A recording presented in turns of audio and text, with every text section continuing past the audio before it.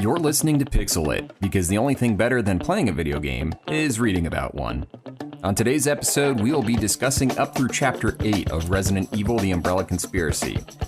As a general content warning, there will be spoilers and discussions of depictions of gore. And now, on with the show. So, hi. Hey, welcome back to Pixel It, everybody. My name's Kevin, and with me, as always, is my good friend Phil. We're here to talk about books that are like video games. You know, keep your expectations low and always be delighted. So anyway, we were in chapter 5-ish of this book, Resident Evil: The Umbrella Conspiracy, right? Conspiracy, that's the title? Yes. Yeah, The Umbrella Conspiracy. By S.D. Perry, who, Phil, I believe you've been in contact with now. Yes, because it's not enough to read an old book and get all excited about it and junk. I had to go ahead and reach out to the author and see if she wanted to join us at some point on the show. She admitted that she's terrified of podcasts themselves. I don't know what that means, but with that kind of fear, you don't want to pry. But she said that she'd love to answer any questions we might have. So I'm going to be collecting these questions because obviously we've been kind of musing out loud on certain aspects of this. Right. And so I think we'll have to put together a bonus episode, something like that, so that we can we'll see if we'll read her answers. We'll throw some questions to her and read her answers on a bonus episode. Look forward to that in the future with some of our questions being answered. Yes, so let's jump back into it with chapter 5 of Resident Evil: The Umbrella Conspiracy. And I believe we were just about at the scene change in chapter 5 where it changes perspectives back to Jill and Barry and Wesker, who are waiting for Chris to come back from his little scouting report. They're hearing gunfire off in the distance, which alarms them, rightfully so, I would say. And so Barry and Jill actually end up going after Chris to rescue him, or at least see what's going on. And Wesker insists on staying behind and, holding down the fort there. Wesker, super brave, just... You go. I'll stay. He's a hero. This wide open space that seems pretty safe right now. I think if there's one thing that we can take away from this book, it's that Wesker is a hero who will never at any point in the storyline betray us. He's never going to betray us. No. I have complete and utter faith in a man of his caliber. Absolutely. He's the captain of the Stars Alpha team for that very reason. He's not a beta. He's an alpha. And it's 2 episodes in, and I don't think we're going to... I feel like we got another few more episodes of that joke to... I don't know if we're shaking it, man. I really don't. All I know is that Wesker's no cuck. That's all I know. The only thing I can truly rely on in this world is the steadfast knowledge that Wesker is a real alpha male based on wolf science that doesn't make sense. Based on 100% accurate wolf science that is totally accurate and not false in any way. And it would be a shame if anyone out there in the world based their entire worldview upon the 100% totally real wink, wink, nudge, nudge wolf science. That the only thing that I'm more certain about than Wesker being a non-cuck hero is that science makes perfect sense. There are no leaps in logic, and there certainly has not been a rescinding of that scientific information from the actual scientist who brought it up. Certainly not. And so yes, we're on the same page. There's a such thing as betas, alphas, and I believe there's a new one. It's like an omega male. It's like the one Sigma. So anyway, Wesker. None of that is in any way a waste of time. So anyway, Wesker, the alpha non-cuck, is waiting in the waiting in the lobby, and Barry and Jill go to help Chris because there's Zambos loose. Well, they don't know that. There's Zambos afoot. Barry and Jill don't know that yet. They don't know that there are Zambos afoot. They just know that there are skinless dogs running around. But Chris is very well aware of the zomboids skittering about the mansion at this point. He is dealing with them in a very physical way at this point. They talk about how Joseph is dead, and they refer to Vickers as Chicken Heart again. It almost plays out like the opening of the game. That was actually what I wanted to ask at some point, because as I said, I never played the originals. This, I believe, if you play the game as Jill, it starts the game after that opening cinematic. It starts in the lobby with Jill, Barry, and Wesker. And you hear gunshots off in the distance, and Jill and Barry go check it out. And that's where the line comes in. There's a famous line read from Barry where he finds a puddle of blood in the dining room. And it's something like, "What? Blood? I hope this isn't Chris's blood." God. What was the story behind that with the actors they chose? So, not to get off on too much of a tangent, but, we're here. We're here. It's that time. You're that time. Here. And I swear, ladies and gentlemen, and ladies and gentledoms, we're going to get past a few more chapters tonight. Don't you worry. But we're not. This is as far as we go. I'm going to go off on a little tangent here. The voice actors in the original Resident Evil, they actually were not necessarily bad voice actors. So what happened was these English-speaking voice actors were hired to read lines in the voiceover booth, and they were provided the lines with zero context. So it was basically like just a spreadsheet that was printed out and handed to them, and they just sat there and they read all the lines, and they did a bunch of different takes with a bunch of different inflections for each line. And then it went to Capcom. An audio engineer that works for Capcom started editing the lines together. The thing is, the audio engineer didn't speak English. So what he did is he started editing the lines together, how it sounded to his ear. So he was trying to make the coolest sounding read of the line. So he would take multiple different takes and splice them together. So that's why you have these sentences with these really weird inflections. So you would have blood. I hope this isn't Chris's blood. And that was the story behind the voice actors in Resident Evil, because the guy who was the voice actor for Wesker was actually a voice actor who worked in the gaming industry after that for some years later. And I believe it was either the second or third voice actor for Wesker was actually talking about that at a panel once. And that's where I got kind of a lot of this information. There was a panel where this question was asked about, hey, what was the deal with the voice acting in Resident Evil 1? And finally, the curtain was lifted a little bit, that it wasn't just some really obscenely terrible voice actors that stumbled into the booth and forgot how to speak like normal human beings. Right. And fortunately, we don't really have that issue here. But I do think it's funny because you don't have to have played through all the video games. You just have to have a working knowledge of video game culture to know those references, the bad voice acting, all that stuff. And it's still a little jarring when you're reading these characters, in a novel, and it's not played up for the camp that you're kind of knowing is coming in the first video game. And just as another aside, Resident Evil, the first one, there hadn't been a ton of games that had voice acting in them up until that point. So this was 1996. I would say voice acting really came in the previous maybe 3 or 4 years, and it wasn't super common yet. So that it was an early voice acted game.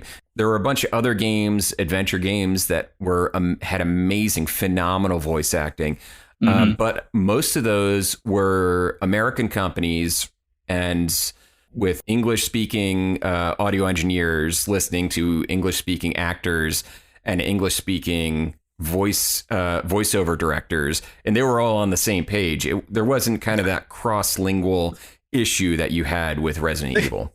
They had full access to all the context of yes. what the hell was going on. All the context was provided. Exactly. and that's why you didn't have those kind of reads in Monkey Island or Sam and Max, any number of other games. Sam and Max, Day of the Tentacle, all voice acted, and not to mention any number of FMV games exactly from that era, which were corny and cheap, but for different reasons half the time. Completely different reasons. So anyway, that brings us back to our heroes. They end up in the corridor looking for Chris. They don't find Chris. What they do find is the dead body of the STARS Bravo team member who Chris had caught getting chomped on. Kenneth Not Sullivan. being the actual zombie, as I seem to recall. I thought it was. Yes. Because my reading comprehension skills are badass. Oh, geez, it's Ken. Kenneth Sullivan. Oh, geez, it's Ken. One of the best field scouts Barry had ever known, and a hell of a nice guy. There was a gaping, ragged wound in his chest, chunks of partly eaten tissue and gut strewn about the bloody hole. So we get some nice, oh yeah, he was one of the best. He was a nice guy. He had a hole in his... He was one of my favorite characters. He was the best. He is the favorite character of the characters that are alive. Yes. Yeah. They're really going to miss him, and you're going to have to take their word for it. His left hand was missing, and there was no weapon nearby. So he got his hand completely ripped off. It's never really described. Obviously, they mentioned earlier in the book, his hand was found. I believe in the game, that might have been the opening FMV. It was them finding his hand. I'm just wondering, logistically, how did he make it that far into the mansion by himself anyway? Why isn't... Well, these STARS agents, they're built tough. They're built tough. They're built to go solo. But why was Kenneth the one missing a hand, not with anybody else? Did they all not come... with his hand? Why was he A, not with his hand, but B, why wasn't... I don't know. Is there a medical expert on the team? Well, I don't know. We'll find out later. Yeah, they'll find. I'm sure they'll let us know. The young man, he was a chemist. Or Ken, I like this part. Ken had been a quiet, decent sort, did a lot of work in chemistry. He had a teenage son who lived with his ex in California. And I think that they're planting the seeds for a sequel here. I think his teenage son's going to come back for vengeance.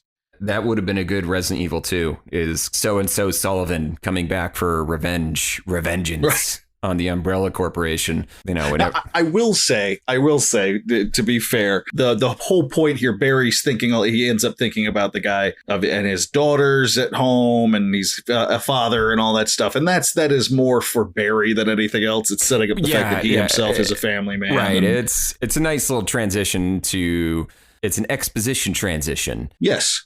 The best kind. Oh yeah, they find the what they're still thinking of as a cannibal killer. It's corpse in the same area, and they realize that must be. They figure that's probably Chris's handiwork, but Chris isn't there. I was actually a little in this particular scene. I think I kind of lost track of which room Chris was supposed to be in. For most scenes, I could actually keep a good mind's eye as to where each character was in the mansion based on the fact that I've played the first Resident Evil game so many times. Mm-hmm. But in that sequence, I feel like I just lost track of where Chris ended up. This is a running theme with me in this book. Because what happens a lot, you see this pattern of one person goes into a room, checks it out, does something in the room, and then leaves. And then another person eventually will come into that same room, see the change or recognize something that the person from before may have done, and go, and make kind of an observation and keep going, which is an interesting idea. But I lose track of where the heck everybody is a lot in this book. What this book presupposes is maybe he didn't. Sorry, just had to work a Royal Tenenbaums reference in there. This book presupposes is that you played the game. Right. And that becomes clearer as it goes along. I'll tell you who isn't in the room you're expecting at this point. That would be Wesker. They go back to the fancy ass atrium of the estate, and Wesker is gone. And a loud chord plays. This is just a reminder for later, future Kevin. Make sure you cut it out. Insert a loud MIDI chord being played. Thanks, man. You're the best. Future Kevin, you're doing God's work, my friend. Yeah, he's a really great guy, and he's 100% for sure going to cut all this back and forth about the MIDI chords out. Chapter 6.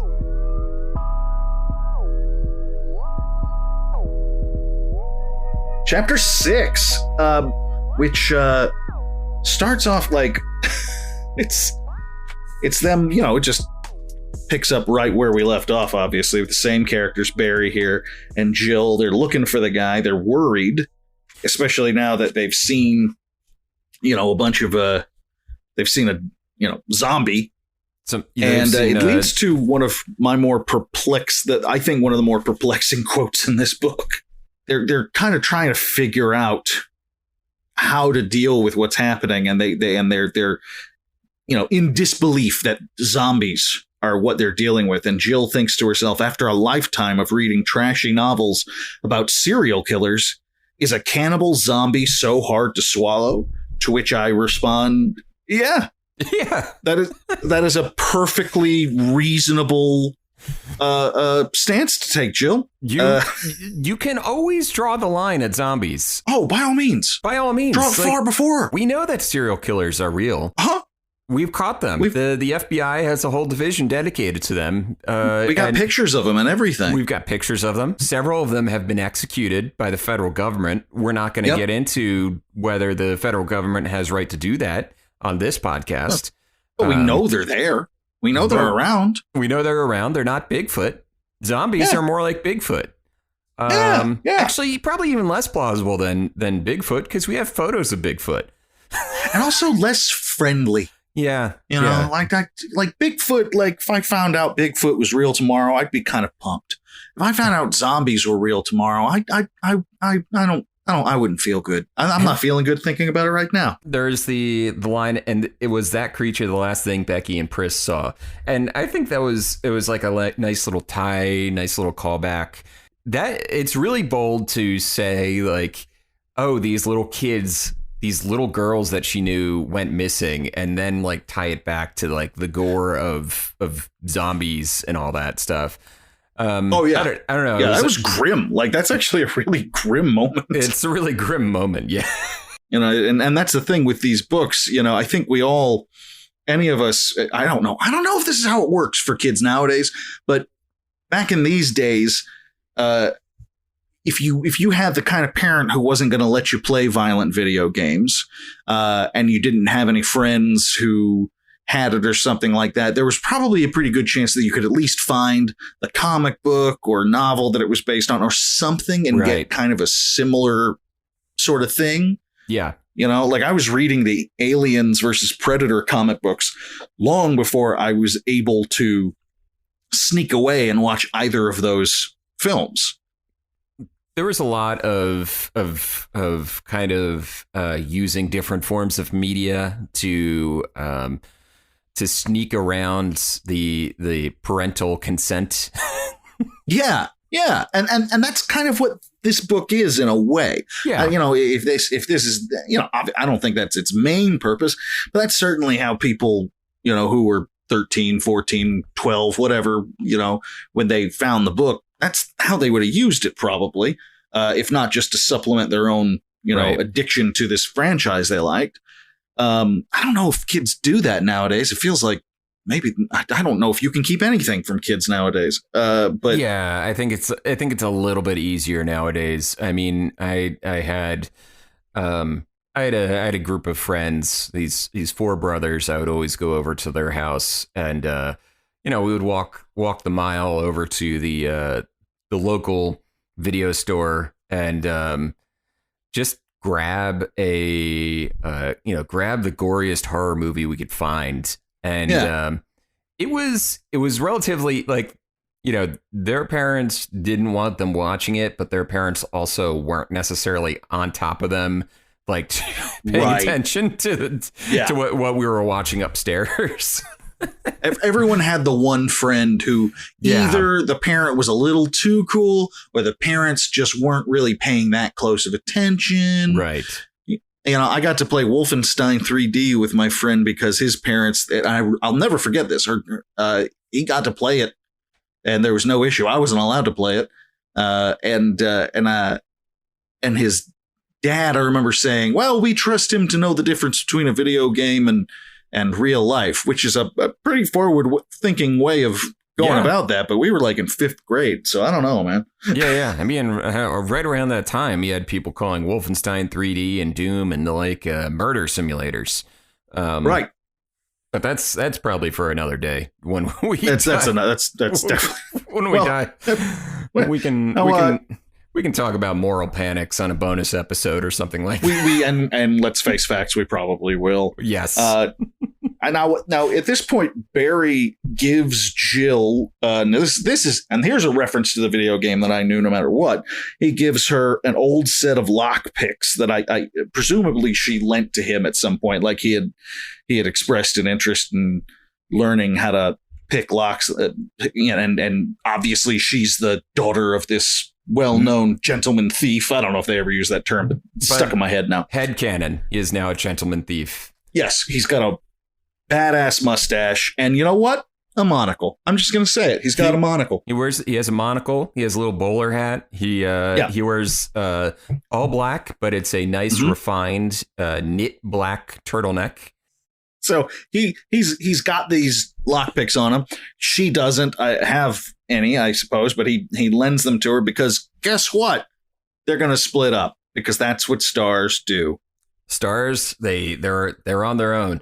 By the way, but he doesn't say the line, which is, "Take this, Jill. It's a lockpick. You should use it because you are the master of unlocking."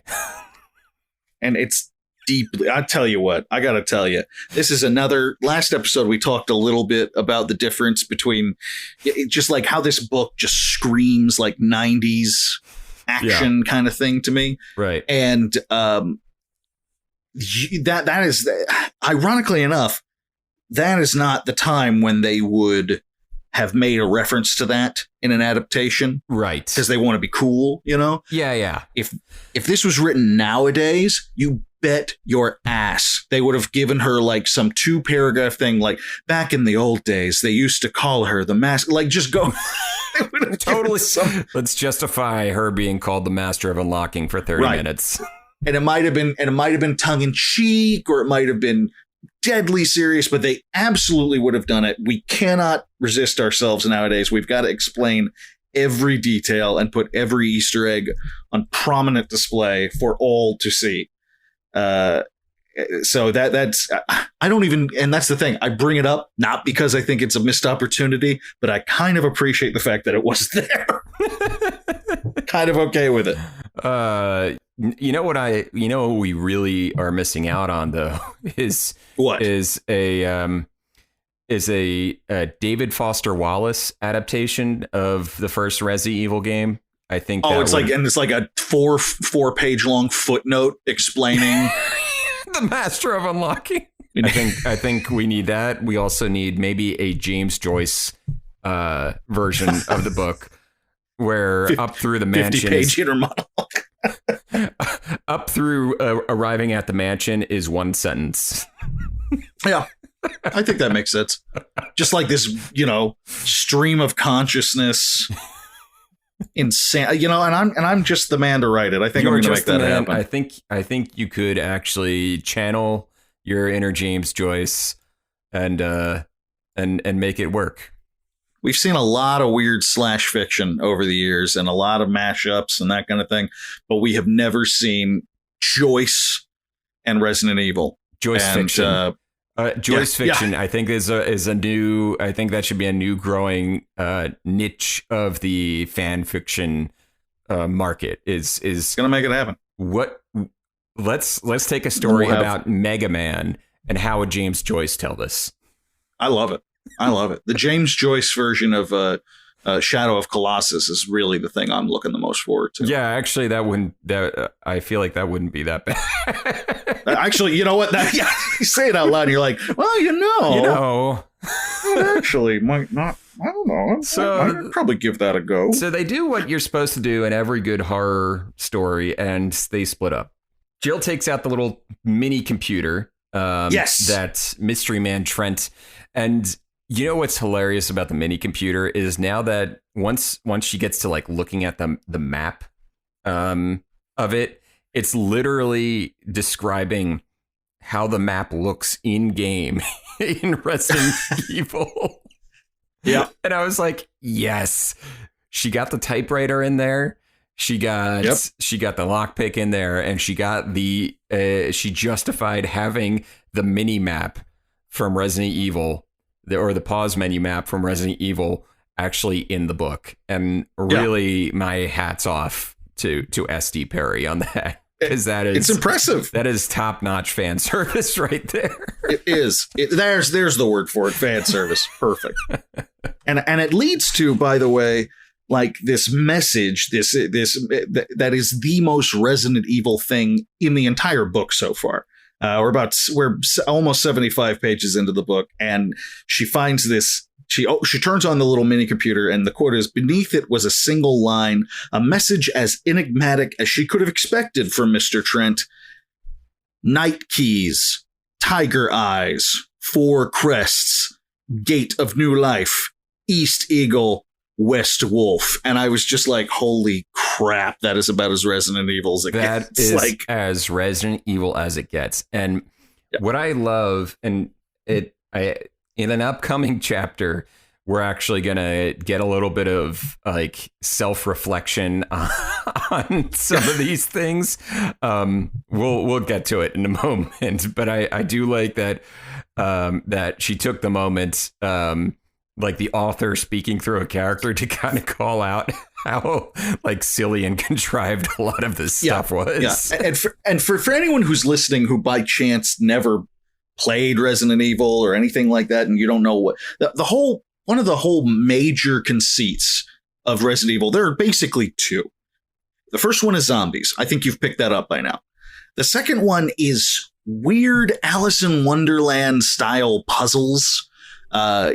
Keys with symbols that match up with keyholes with the same symbol. It's like basically taking, if you ever played an old 8-bit video game and you had to find the star key to open the star door or something along those lines, that's what Resident Evil did. Yeah. But it's in the midst of this horrifying zombie disease breakout, and it's such a strange conceit, but it's really addictive at the same time. It's wonderful. It takes some of the, I would say, moon logic of Sierra Online and Lucasfilm Games adventure games, point and click adventure games, and then mixes that with an action shooter set in a horror environment. And oh, by the way, there's also, and this is strictly in the game, there's also inventory management, which is a whole separate thing. But yeah, it's like basically 3 different genres kind of jammed together, and there's zombies. So yeah, that's that bit of text is super Resident Evil. If we were rating things on a scale of 10, of 0 to 10, and 10 being the platonic ideal of Resident Evil, like Plato would look at it and say, that is as Resident Evil as something can be. Yeah. And why am I still alive? And the answer would be zombies, T-virus. Zombies. It's exactly. Checkmate. Everything gets explained. Checkmate, atheists. Exactly. And the section of the chapter here ends with Jill basically recognizing that the terror that the city is going through, it absolutely is coming from the Spencer estate. That this is the mystery to be solved. That they are in the right place, and boy howdy, have they got a ways to go. They do have a ways to go. And then we slam cut to Chris, back to Chris. In media res. He's in the middle of the action, shooting a zombie in the gut a couple times. And on the following page, there's just this wonderful description. Festering, necrotic, wet. I love so it. Good. So good. It's so good. I love it. So there's always like multiple descriptors. So he felt its hot, fetid breath against his face. I love all that. I eat all that up. I mean, if you're it's the only thing that you're not going to really get from the video game. Yeah. It's like we talked about before. You're not going to smell the rotting corpses. Yeah, I really. And if anyone's out there developing that, please stop. Please do not do that. Please stop. Do not do. No. Yeah. No, thank you. No. We're not asking for that. And boom! Finally, after his hallway and Zambo encounter. Up and down, we get a brand new character. That's right. Can you tell me a little bit about Rebecca Chambers? Right. Yeah. The first thing they tell you about Rebecca Chambers, by the way, the very first sentence tells you that she is 18 years old. They really made that. There's a really strong bullet point put on that one. Is Rebecca Chambers, is that canon? Is she 18 years old in the game? She is. So it really is up in the air as to what is or is not canon. I'm not sure that is specifically said anywhere in the game, but where it is said, and so it might as well be canon, is in the instruction manual. And let me take a moment to talk about instruction manuals in the 1990s. Beautiful. Instruction manuals back in the day. I mean, games nowadays do not have instruction manuals. Usually the contents of what would have been in an instruction manual is found within the program itself, and that's fine. It doesn't matter. Sure. Instruction manuals, though, were useful for several things. First and foremost, they were useful to read on the car ride home after renting the game at Blockbuster. Oh, yes. So you get yourself nice and pumped up and you get some of the instructions. You figure it out. You knew those controls before you even turn the game on. The other thing is they would also provide instruction manuals would provide story context. So, for example, in the Legend of Zelda, the very first Zelda game, there was a little bit more story context, and there was a whole bunch of artwork in the instruction manual that is it's not seen anywhere else. I'm sure. I mean, I'm 100% sure that it's been collected into Zelda art books nowadays. But back in the day, that was your view into what the world of Hyrule really looked like beyond the 8-bit limitations that you were, the facsimile that you were playing in the game itself. This was an artist's rendition of the world of Hyrule, and it could really spark the imagination, provide a little bit more context. So for Resident Evil, one of the things that the instruction manual had was it had several pages of like a little dossier of each of the characters in each of the stars in the game, and one of them is Rebecca Chambers, listed at 18 years old as this youngest of the stars. Now, keep in mind, all the other stars are ridiculously young too, except for Barry. So I believe Chris is only like 22 years old. Who is just infirmed old, just at the ripe old age of Phil's age. Yeah. Absolutely. Just disgusting, incontinent 19 great grandbabies. What the hell is he doing out there? What is he should doing? Be dead. He should be dead, at least retired. He's using up resources. He is definitely too old for this shit. This is ridiculous. So anyway, yes, instruction manuals. Yeah. They were great back in the 90s, and they provided a lot of additional context. And if you wanted to, you could definitely consider them as part of the canon experience alongside the video game, because it was this supplementary material. I do. I mean, plenty of people reference that stuff these days. Exactly. So Rebecca Chambers, she is 18 years old. She's hiding, and she's got herself a big old can of bug spray, Which is actually exactly how Chris meets her in the game. Oh, that's okay. Good. That's good to know. Chris, you go into the room and you get sprayed in the face with bug spray by Rebecca Chambers. And it leads to another great quote here. She sprays him in the face with this stuff, and she realizes immediately her mistake. And then in the book, it says the alpha dropped his hands, face red, and she finally recognized him. It was Chris Redfield, only the most attractive guy in the stars, not to mention her superior. And I think this is one of the most important moments in the book because it informs us that Chris Redfield is a dreamboat. He's just adorable. You want to put him in your pocket or marry him. Get your fan fictions ready. I mean, honestly, there's already plenty of fan fictions about Chris Redfield. We had a quick moment with Jill. Now we've got Rebecca swooning all over him. He's breaking hearts. He's killing zombies and breaking hearts. He's not just breaking hearts. He's stomping on them. Literally. He's stomping on them he's taking them out, man. Like that is what he is here to do. She's just happy that he can't see the blush on her face. She's found a key with a sword engraved on it. And we just found a sword door. I wonder if these two things are interconnected. And that brings us to our first random ass Resident Evil puzzle piece. It's gonna be a theme. We're not going to I don't think we ever see someone actually solve the puzzle. Because there are so many moving parts in this book, so many people coming and going. Yeah.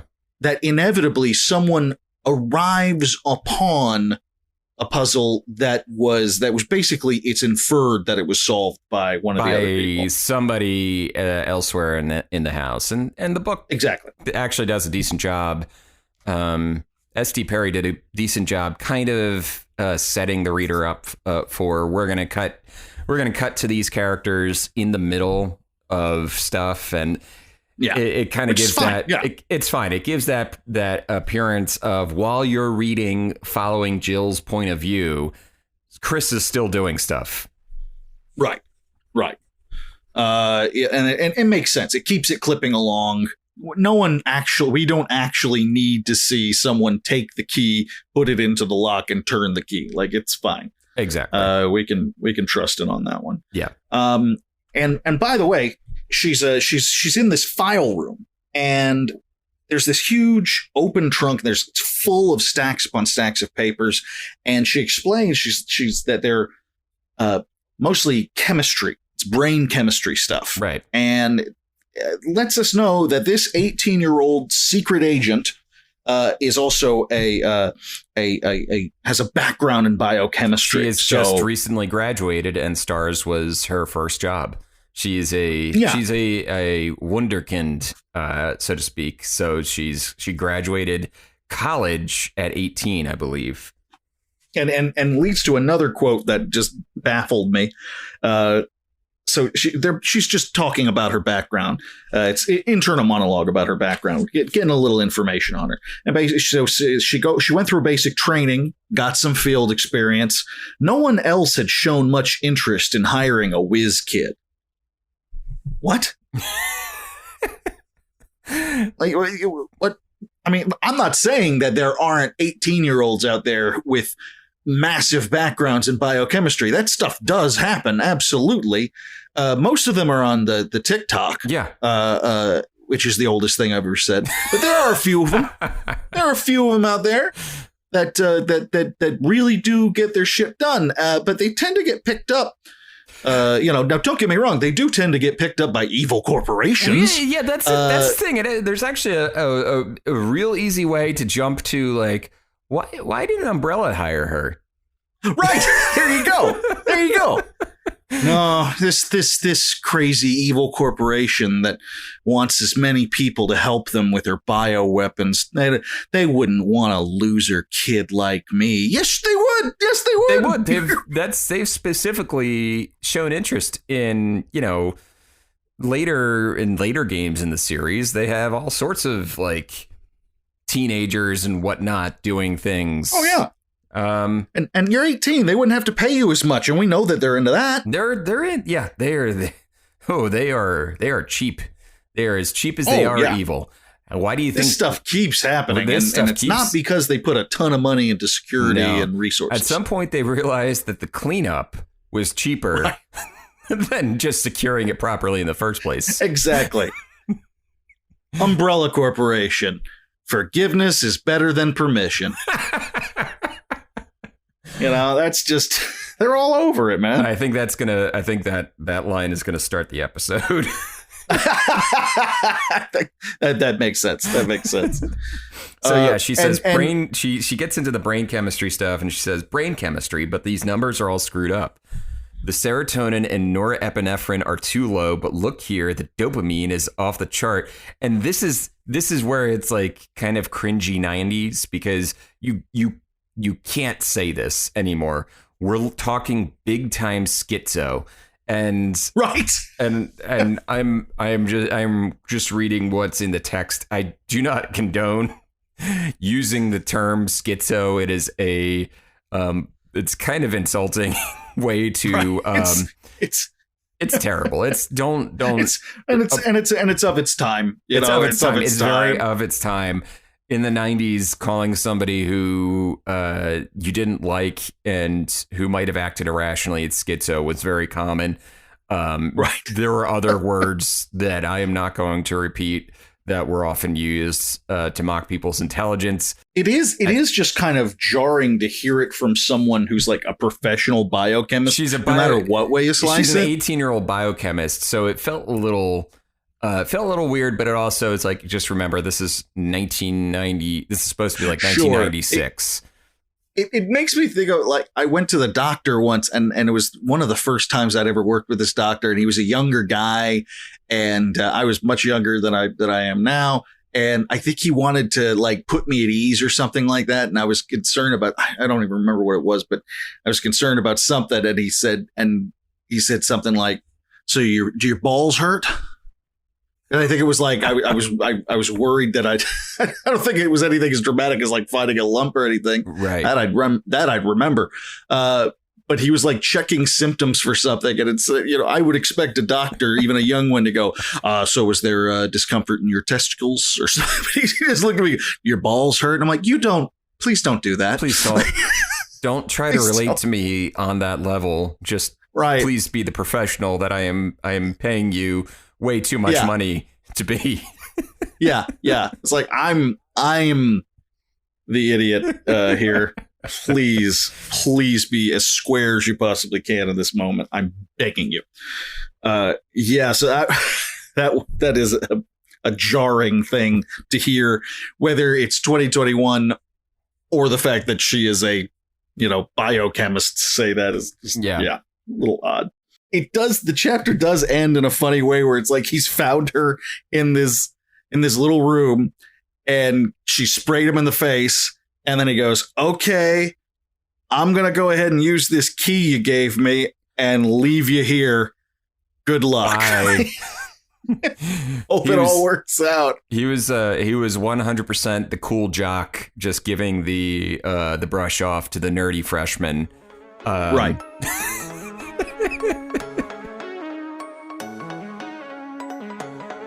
We're cooking now. We're on chapter 7, and the master. We have made so much progress. So much progress. I think we're going slower tonight than we even did on the other episode. But we 100% are. Yes. If you've played Resident Evil and you're going down, I believe it's east wing of the building. There's this hallway that kind of hooks to the left. It's a very famous scene. You're just walking down the hallway, and bam, right through the window comes the dogs. It's one of the earliest jump scares in the entire game. Mm-hmm. And it's very, very iconic. So crash, the window behind her explodes inward, a lithe, sinewy form lunging into the hall, growling and snapping. Love it. And we get a doge, a mutant doge that jumps in, And, it dies after she wastes a ton of ammo on it. A lot of ammo. Like, yeah, the Resident Evil player in me was like, oh, just run. But she does get rid of it. She takes care of it. And she actually gets to kind of get a closer look at it. Because this is the first time that she's been dealing with a dog where she didn't have to also be running from it at top speed. And she, I like the quote here. Her initial impression wasn't changed. It looked like a skinned dog. It's like, okay, good. Glad we got that. Confirmed the field experiment there on the dogs. Absolutely. She finds our first like riddle door here, and it has when the sun sets in the west and the moon rises in the east, stars will begin to appear in the sky and wind will blow toward the ground. Then the gate of new life will be open.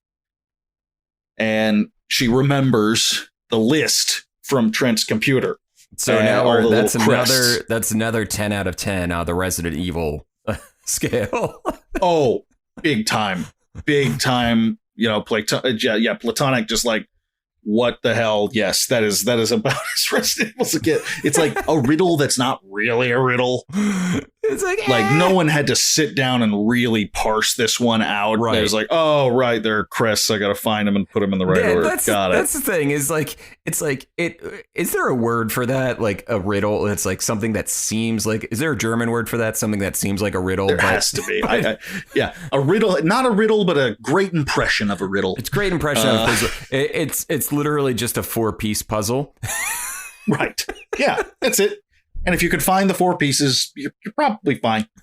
That's the key. It's not this. The poem / riddle isn't the tricky part. It's going all over this damn house and finding the 4 different crests and popping them into place. That's the key. Right. Literally. So, yeah. So she's kind of taking that all in, and then starts hearing the howl of dogs in the distance, and realizes that she's wasted a lot of ammo. They've got more of those things coming, and she's just gonna have to, because this is the exit out the back of the house. Right. And as much as she wants to use it to get the heck out of there, she can't do it until they found the crests, put them in place, and then she can run off. But in the meantime, they are trapped. And we are going to cut back to Chris, and he is making his way back towards that door that he got the key for. And I highlighted a little thing here. As I mentioned earlier, apparently headshots were the best way to kill a zombie, just like in the movies. And it feels he just claps himself on the back over this. Every time he makes something that is, he makes a connection to zombie movies. He's immensely proud of it. So he gets the sword door, the key works. Oh yes. He is in my favorite room of all time. He is in the room of Itchy Tasty. Itchy Tasty. I love Itchy Tasty room. Itchy Tasty. Jim Sterling, James Stephanie Sterling, they had a entire segment on their show years ago called Itchy-O Tasty, and it is a reference to this exact moment.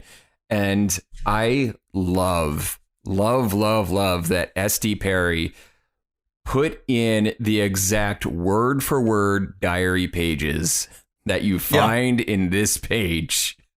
It's actually and one who of the could blame her really. It's really one of the best found like diaries ever in a game because of the way it kind of the writing of it kind of disintegrates over time.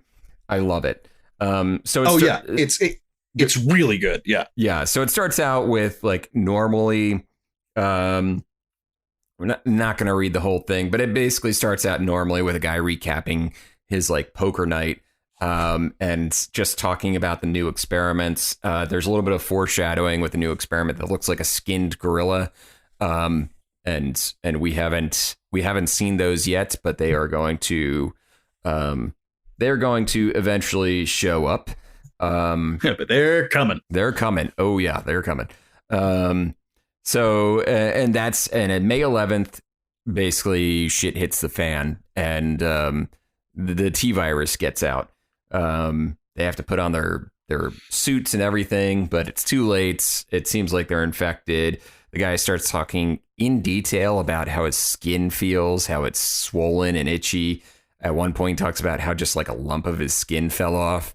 It gets into really grotesque detail, but also the guy's brain starts to deteriorate. His mind starts to deteriorate.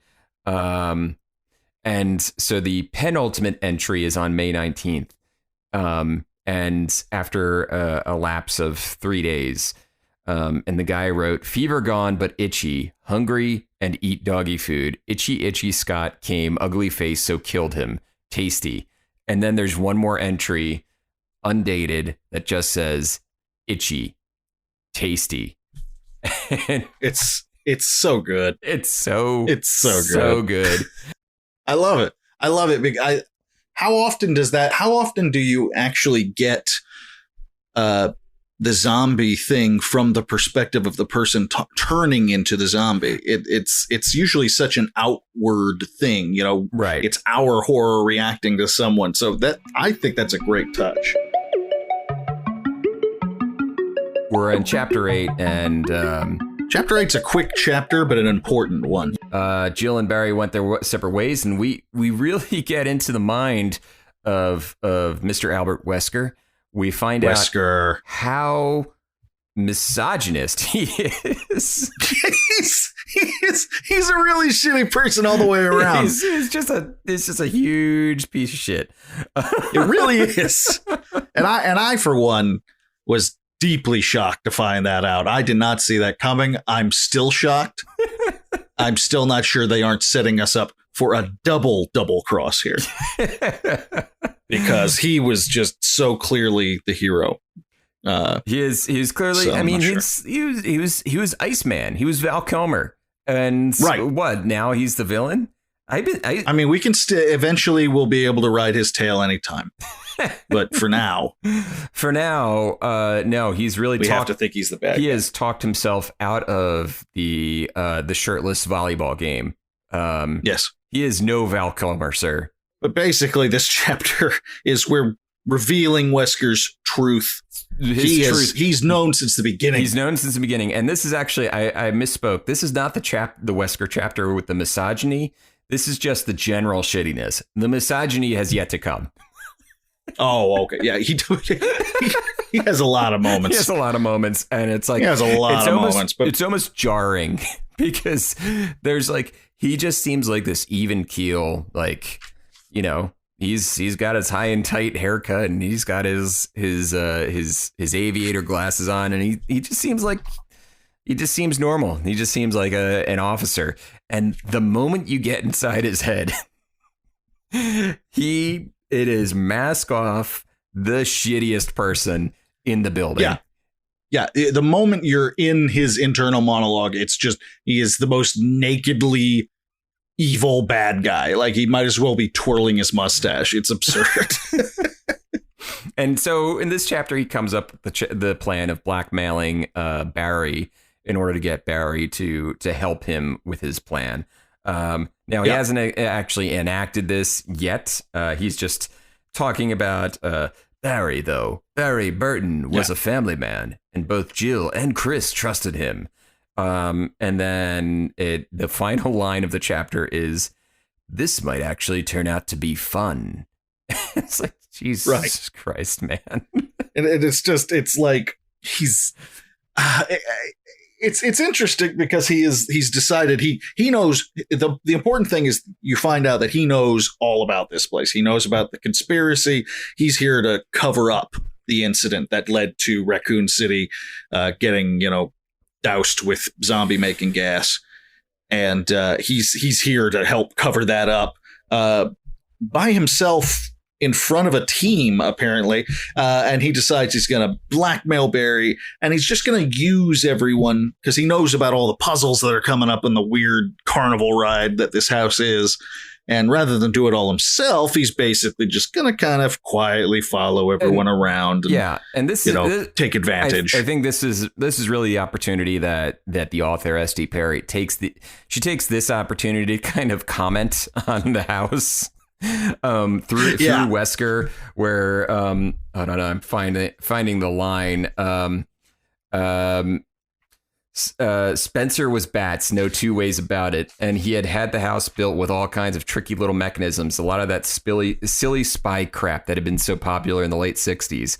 Spy crap that's going to make this job twice as hard as it needs to be. Hidden keys, secret tunnels. It's like I'm trapped in an espionage thriller, complete with mad scientists and a ticking clock. So, it's like... Wesker, you speak for us all. It's like acknowledgement that, this house is weird. That it was designed like this. This is not a common thing, except when it becomes a common thing in later Resident Evil games. Right. When it's just the world we live in. Right. Yeah. Thoughts on the first 8 chapters so far? I think that the cool thing about the book so far is that it shows you both the advantages and the disadvantages of writing this out as a book as opposed to a video game. Right. Like, you get those cool moments, that the itchy tasty moment, for example, it's in the video game. Yeah. And you can really take your time with that. But I guarantee you that most people who played the game don't necessarily remember that. Because they were just trying to they weren't necessarily picking up all the puzzle, reading all of the journal entries and all that stuff. So if you're willing to sit down and read a book on it, well, then that's a totally different experience, and you're going to be able to better appreciate something that maybe you didn't notice in the game. Yeah, you can jump into the little details, the little lore building nuggets that are left around in the game, but a lot of players are just going to flip through and move on. Right. And you get things like we talked about before, smells and experiences that you're not going to get in the video game. On the other hand, the puzzles. Puzzles are tough. Already. And we've barely, and that's the thing, at this point, 100 pages in, we really haven't done a lot of puzzle stuff just yet. No, and it's like the entirety of the Resident Evil experience is puzzles. And the puzzles are the best part of the game as far as I'm concerned. And just impossible to write around. It's like, impossible. How do you write something thrilling about somebody solving what outside of the context of a game is extremely contrived? Especially when it's these styles of puzzles. Like we said, it's not a riddle. It's like, say what you want about, for example, the Da Vinci Code. Say what you want about the writing of that or anything, but it had actual puzzles in it that they would explain to you and you'd work your way through. And It was like a mystery in that sense. And well, it was a mystery, but you know what I mean? Yeah. And so poor S.D. Perry, based on the source material, she's got. It feels like she's still got to use the source material, the armor key, the sword key, the crests, all that crap. She's still got to use it, and those aren't really thrilling to read about. No. And what's amazing is that, and we'll get to it soon, but she does a decent enough job kind of fast forwarding through some of them. Yes. And we are definitely going to talk about that because it is, I'm as a writer, it is one of those things that I will look at it and go, good choice. There were some good choices made here. Yeah, there were some solid edits to the source material here. And so that about does it. My final thought on the first 8 chapters is that it would have been really neat if if they had given her the opportunity to turn this into a choose your own adventure book rather than. Now that would be fun. Wouldn't that be fun? That would be fun. All right, hold on. I'm going to look that up. I refuse to believe. Hold on. Choose your own adventure. Why did I say it that way? All right, now There is one, apparently. There is one. Can you escape Resident Evil's Choose Your Own Adventure Halloween Dungeon? I guess it was like a social media thing that you could play in in a browser or something. So not quite. It wasn't a book. Yeah, that's lame. But I think you're absolutely right. The same era, a little earlier than this, but like classic choose your own adventure novels were within the Resident Evil franchise. I had a Super Mario Brothers book from probably 4 years before this. That was a choose your own adventure book. And it feels like it's like that would be a great way to translate a game to prose format. Oh my God. Yes, absolutely. Absolutely. Because it still has the gamification aspect of it. But you can still, what you're reading, so you can get a little more of that literary oomph out of it. That's really interesting. I wonder if that ever got pitched or anything like that. And I guess by this time, choose your own adventure books were kind of on their way out. Yeah, if they weren't completely out by then. I think they might be making a comeback. We'll see. I think. Oh, they are now. Yeah. Like nowadays, people are kind of like getting in that nostalgic mode. And so I'm buying, I've been every now and then I get really drunk and I will drunk eBay like you do. And lately, one of the drunk eBay things that I'm constantly looking at is finding the old Dungeons and Dragons choose your own adventure books. Ooh, that sounds because I had a bunch of those when I was young. Yeah. And they're out there, man. You just gotta, you can find them if you can find them at a reasonable price, they're out there. But yeah, that would be, I love that they're coming back. It's really neat. Well, if anybody should pitch it, I think it's you and I, my friend. Yes. And that's what this podcast is really all about, guys. We're announcing our Resident Evil Choose Your Own Adventure book coming to an Amazon world contingent near you. Find booksellers near you, and that'll do it for the episode. Good night, day, or wherever you are, everybody. Good night. Thank you for listening to episode 2 of Pixel It. If you haven't already, subscribe and leave a 5-star rating.